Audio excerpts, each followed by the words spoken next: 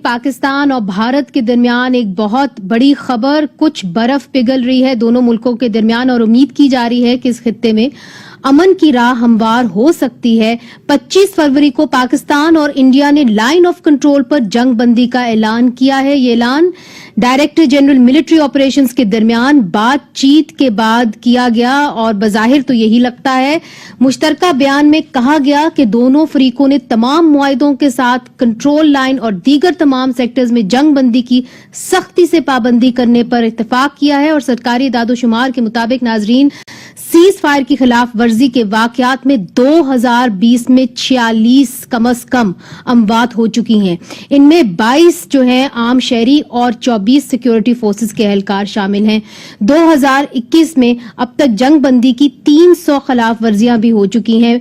नाजरीन, माशी खुशहाली के लिए दोनों मुल्कों को खित्ते में अमन की जरूरत है। सवाल यह है कि क्या ये अमन मुआहिदा पायदार होगा या कि ये अमन मुआहिदा इसलिए किया गया चूंकि ये खतरा था कि दोनों मुल्कों के दरमियान जो हालात हैं वो और मजीद खराब हो सकते हैं। हमारे साथ हैं जाहिद हफीज चौधरी साहब जो पाकिस्तान दफ्तर खारजा के तर्जुमान हैं।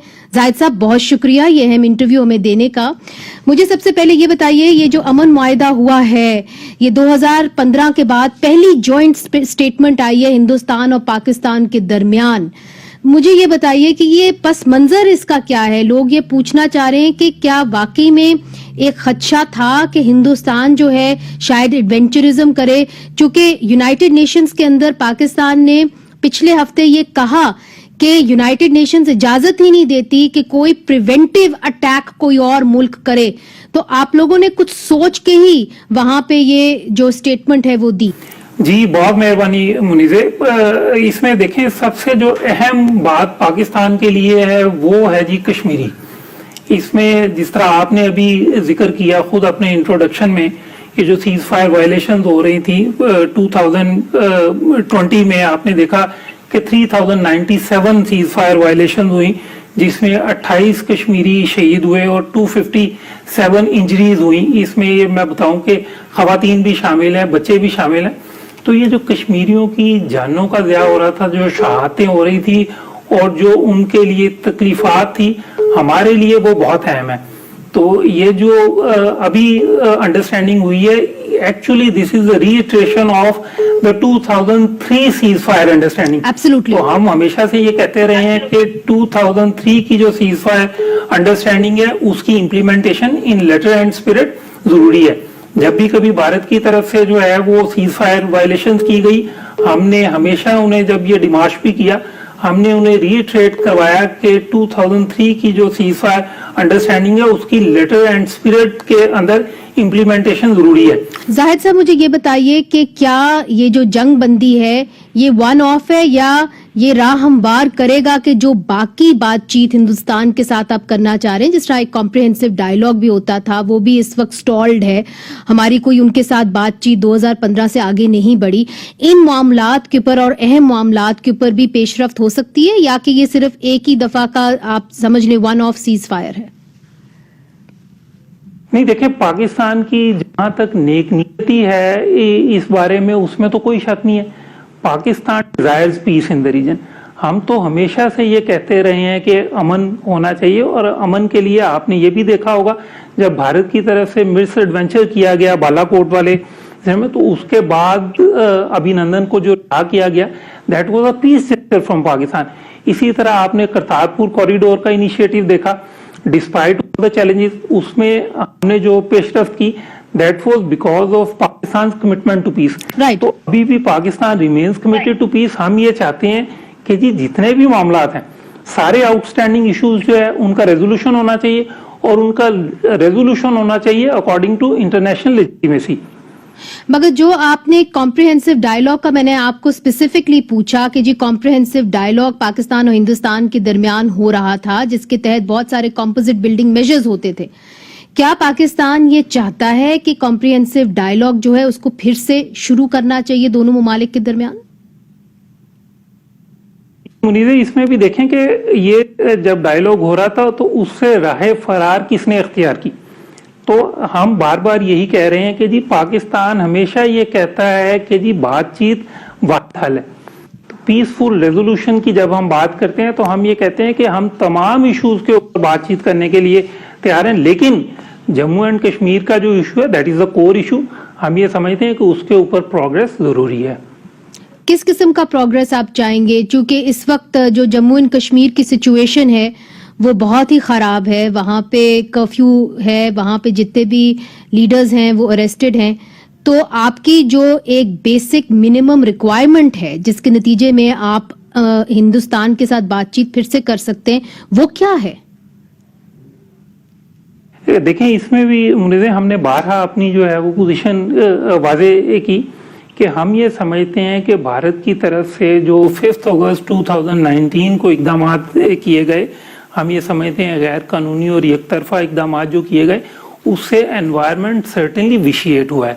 ہم یہ کہتے ہیں کہ یہ ایک انٹرنیشنلی ریکگنائز ڈسپیوٹ ہے جس کی ریزولوشن کا طریقہ بھی بتایا گیا ہے UNSC ریزولوشنز کے مطابق۔ یہ آپ موقف پاکستان کا پہلے بھی تھا، اب بھی ہے کہ کشمیر کے مسئلے کو حل ہونا چاہیے، مگر ہم ہندوستان کے ساتھ بات چیت کرتے رہے ہیں۔ یہ سیز فائر اگریمنٹ بھی تب ہوئی ہے جبکہ اس وقت کشمیر کے اندر کرفیو نافذ ہے اور تمام ان کے لیڈران جو ہیں وہ جیلوں کے اندر ہیں۔ اس لیے میں آپ سے یہ سوال کر رہی ہوں کہ آپ کا بیسک منیمم ریکوائرمنٹ کیا ہوگی اگر آپ کمپریہنسو ڈائیلاگ، جس کو کمپوزٹ ڈائیلاگ کا نام دیا گیا تھا، اگر وہ پاکستان ہندوستان کے ساتھ شروع کرنا چاہتا ہے تو؟ جی منیزہ، اس میں اگین دیکھیں میں آپ سے یہی گزارش کروں گا کہ پاکستان کے موقف میں کوئی تبدیلی ہے نہیں۔ پاکستان کا موقف کشمیر کے اوپر بہت کنسسٹنٹ ہے۔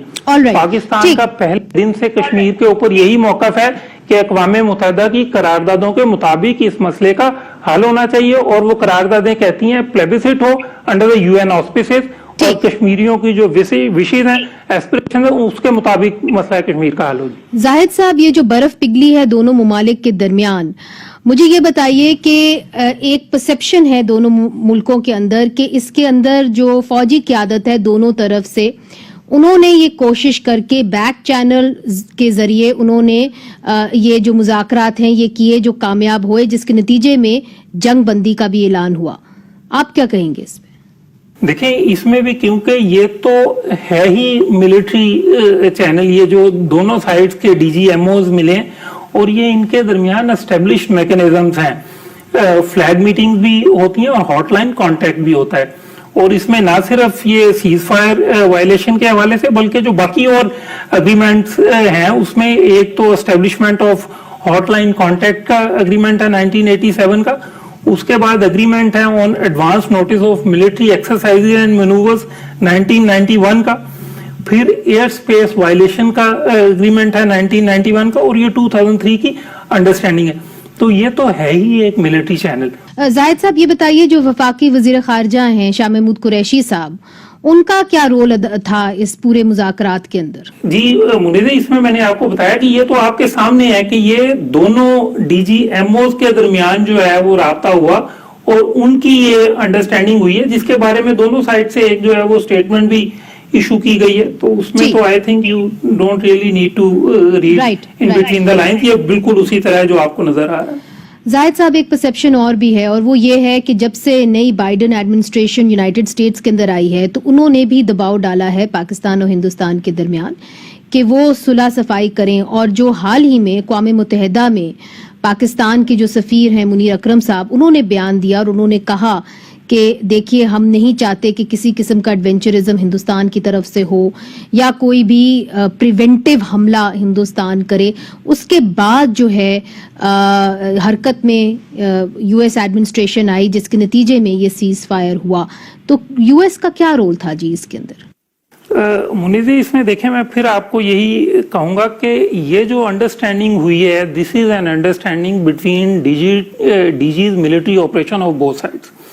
اس میں ہم یہ سمجھتے ہیں کہ جی انٹرنیشنل کمیونٹی کا ہم تو بارہا یہ باور کرواتے رہے ہیں کہ بھارت کی طرف سے پہلے بھی مس ایڈونچر ہوا، پھر ہم نے جب بھی اس کے خدشات محسوس کیے ہم نے انٹرنیشنل کمیونٹی کو باور کروایا کہ بھارت کی طرف سے یہ مس ایڈونچر جو ہے وہ ہو سکتا ہے، لیکن یہ جو اس وقت انڈرسٹینڈنگ ہے، اس انڈرسٹینڈنگ کو آپ देखिएगा बिल्कुल इसी कॉन्टेक्स्ट में जिस कॉन्टेक्स्ट में वो हुई है। बहुत बहुत शुक्रिया जनाब जाहिद हफीज चौधरी साहब, आपने हमें ज्वाइन किया। पाकिस्तान दफ्तर खारजा के तर्जुमान हैं और कह रहे थे कि पाकिस्तान की हमेशा से ख्वाहिश रही है कि हिंदुस्तान और पाकिस्तान के दरमियान अमन रहे। नाज़रीन, वक्फा लेते हैं, वक्फे के बाद हम रुख करते हैं दिल्ली का, और वहां पे जब से वजीर आजम नरेंद्र मोदी आए हैं तब से हिंदुस्तान और पाकिस्तान के दरमियान मामलात मजीद बिगड़ते गए हैं। नरेंद्र मोदी के दरपेश अब बहुत सारे मसाइल, अंदरूनी उनको मसाइल का सामना है, बैरूनी मसाइल का सामना है। क्या वजह थी कि नरेंद्र मोदी ने अब इस वक्त पाकिस्तान की तरफ दोस्ती का हाथ बढ़ाया? ये